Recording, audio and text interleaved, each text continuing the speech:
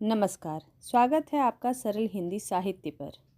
आज मैं आपके लिए यशपाल जी द्वारा लिखित कहानी महायज्ञ का पुरस्कार लेकर आई हूँ। यह कहानी 10वीं कक्षा की पाठ्य पुस्तक साहित्य सागर से ली गई है। वीडियो में आगे बढ़ने से पहले आप लोगों से मेरा यह अनुरोध है कि आपको अगर मेरा यह प्रयास पसंद आए तो वीडियो को लाइक और चैनल को सब्सक्राइब करना ना भूलें। तो चलिए शुरू करते हैं कहानी महायज्ञ का पुरस्कार। एक धनी सेठ थे, अत्यंत विनम्र और उदार, धर्मपरायण इतने कि कोई साधु संत उनके द्वार से निराश न लौटता, भरपेट भोजन पाता। भंडार का द्वार सबके लिए खुला था, जो हाथ पसारे वही पाए। सेठ जी ने बहुत से यज्ञ किए और दान में न जाने कितना धन दीन दुखियों को बांट दिया था, पर सब दिन होत न एक समान। अकस्मात दिन फिरे और सेठ जी को गरीबी का मुंह देखना पड़ा। संगी साथियों ने भी मुंह फेर लिया और नौबत यहाँ तक आ गई कि सेठ व सेठानी भूखों मरने लगे। उन दिनों यह प्रथा प्रचलित थी। यज्ञों का फल का क्रय विक्रय हुआ करता था। छोटा बड़ा जैसा यज्ञ होता उसके अनुसार मूल्य मिल जाता। बहुत तंगी हुई तो एक दिन सेठानी ने कहा, न हो तो एक यज्ञ ही बेच डालो। सुनकर पहले तो सेठ जी बहुत दुखी हुए, पर बाद में अपनी तंगी का विचार कर एक यज्ञ बेचने के लिए तैयार हो गए।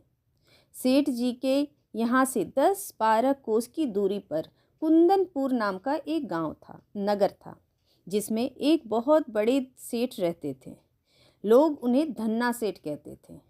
यह अफवाह थी कि उनकी सेठानी को कोई दैवीय शक्ति प्राप्त है, जिससे वह तीनों लोगों की बातें जान लेती थी।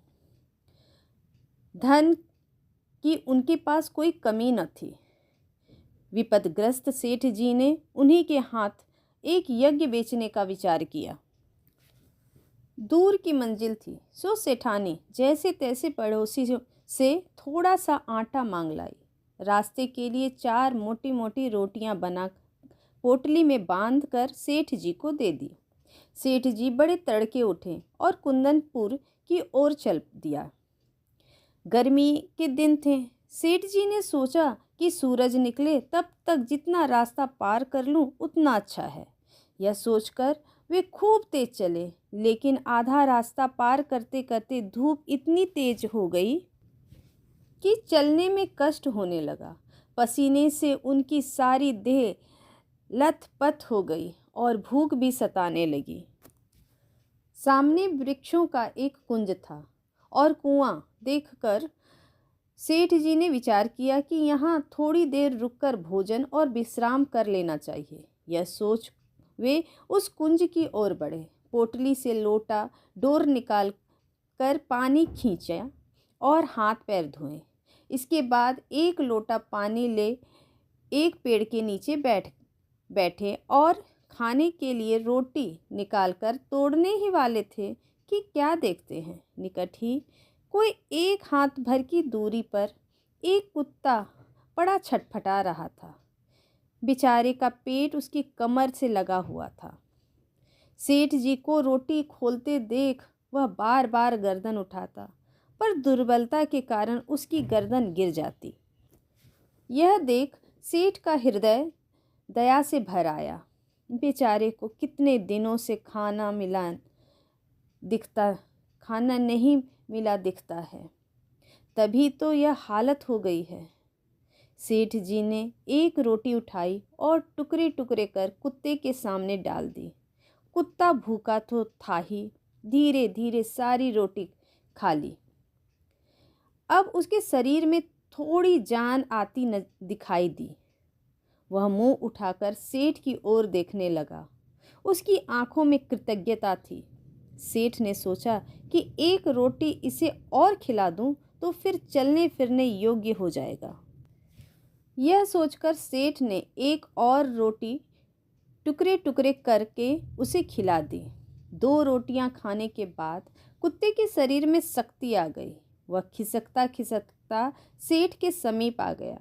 सेठ ने देखा अभी भी वह अच्छी तरह चल नहीं पा रहा है। आसपास कोई बस्ती भी नहीं दिखाई दे रही थी। सेठ ने सोचा, एक रोटी इसे और दे दूं तो फिर यह अच्छी तरह चल फिर सकेगा। मेरा क्या है, जैसे 2 रोटी खाई वैसे एक। थोड़ी देर में कुंदनपुर पहुंच ही जाऊंगा। सेठ ने तीसरी रोटी उठाई और कुत्ते को खिला दी। अब एक रोटी बची थी। उसे लेकर वे स्वयं खाने वाले ही थे कि सेठ ने देखा कि कुत्ते की आंखें अब भी उनकी ओर जमी है। उन आंखों में करुण याचना है। सहसा सेठ के मुंह से निकला, हाय, बेचारा न जाने कितने दिनों से भूखा है।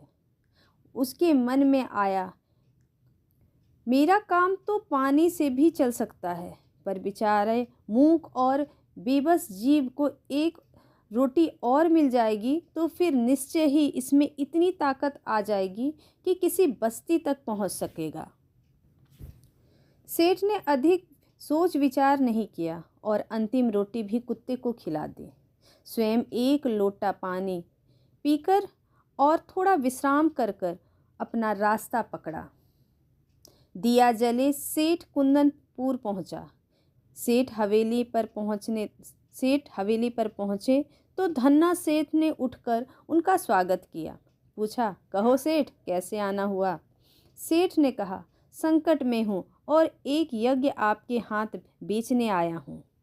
इतने में धन्ना सेठ की पत्नी ने आकर सेठ को प्रणाम किया और बोली, सेठ जी, यज्ञ खरीदने के लिए तो हम तैयार हैं, पर आपको अपना महायज्ञ बेचना होगा। महायज्ञ? सेठ ने आश्चर्य से कहा, हाँ, वही जो आज आपने किया। धन्ना सेठ की पत्नी ने कहा। सेठ बड़े आश्चर्य में पड़े। महायज्ञ? और आज वे समझें कि उनका मजाक उड़ाया जा रहा है। विनम्र भाव से बोले, आप आज की कहती हैं, मैंने तो बरसों से कोई यज्ञ नहीं किया। मेरी स्थिति ही ऐसी नहीं थी। धन्ना सेठ की पत्नी ने गंभीर भाव से कहा, नहीं सेठ, आज आपने भारी यज्ञ किया है। महाराज, उसे बेचोगे तो हम खरीदेंगे, नहीं तो नहीं। सेठ विस्मित विमूढ़ हो गए। उन्हें निश्चय हो गया कि इन लोगों को यज्ञ खरीदना नहीं है, इसलिए ऐसी बातें की जा रही है। क्या सोचते हो सेठ? बोलो, राजी हो? धन्ना सेठ की पत्नी ने पूछा। सेठ ने खिन्न होकर कहा, सेठानी जी, हंसी छोड़िए, काम की बात कीजिए। बरसों से मैंने यज्ञ नहीं किया है, आप आज की कहती हैं? सेठानी ने समझाया कि आज रास्ते में स्वयं न खाकर 4 रोटियां भूखे कुत्ते को खिला दी। यह महायज्ञ नहीं तो और क्या है। पुण्य कमाने की इच्छा से धन दौलत लुटाकर किया गया यज्ञ सच्चा यज्ञ नहीं है। निस्वार्थ भाव से किया गया कर्म ही सच्चा यज्ञ महायज्ञ है। क्या आप इसे बेचने के लिए तैयार हैं? सेठ मानो आसमान से गिरे। भूखे को अन्न देना सभी का कर्तव्य है, इसमें यज्ञ जैसी क्या बात?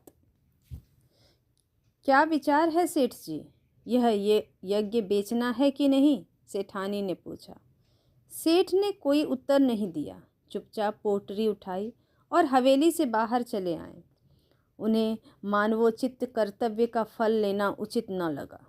कुंदनपुर की धर्मशाला के चबूतरे पर भूखे पेट जैसे तैसे रात बिताकर पौ फटे वहाँ से चलकर अगले दिन शाम को सेठ अपने घर आ पहुँचे। सेठानी बड़ी बड़ी आशाएं लगाए बैठी थी। सेठ को खाली हाथ वापस आया देख आशंका से कांप उठी। बोली, क्यों, धन्ना सेठ नहीं मिले? सेठ ने आद्योपांत सारी कथा सुनाई। सुनकर सेठानी की सारी वेदना न जाने कहाँ विलीन हो गई। हृदय उल्लासित हो उठा।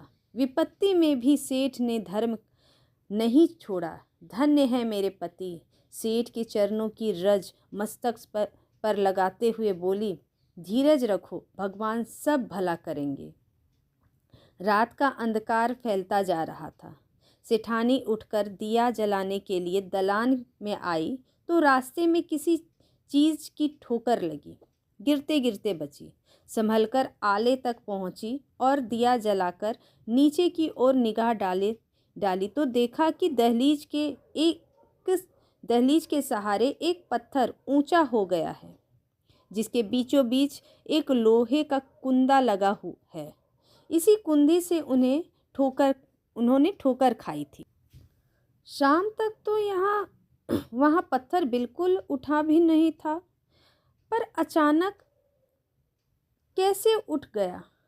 सेठानी भौचक्की सी खड़ी रही, फिर सेठ को बुलाकर बोली, देखो तो यह पत्थर यहाँ कैसे उठ गया। सेठ जी भी अचरज में पड़ गए। दिए की टिमटिमी रोशनी में उन्होंने ध्यानपूर्वक देखा तो पता चला कि वह किसी चीज का ढकना है। आखिर यह माजरा क्या है। सेठ जी ने कुंदे को पकड़कर खींचा तो पत्थर उठ गया और अंदर जाने के लिए सीढ़ियां निकल आई। सावधानी से सेठ और सेठानी दिया हाथ में लिए उतरे।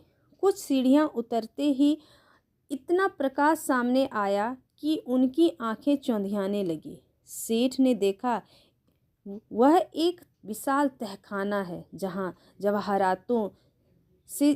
जवाहरातों से जगमगा रहा है। देव की इस माया का रहस्य उनकी समझ में नहीं आया। दोनों निशब्द खड़े थे।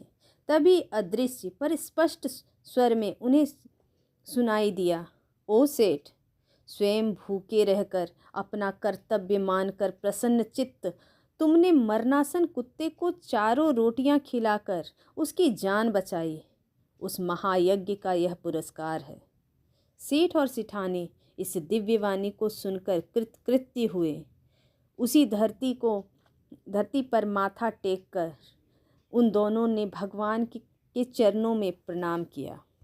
आप सुन रहे थे यशपाल जी द्वारा लिखित कहानी महायज्ञ का पुरस्कार। वीडियो में आखिर तक बने रहने के लिए धन्यवाद।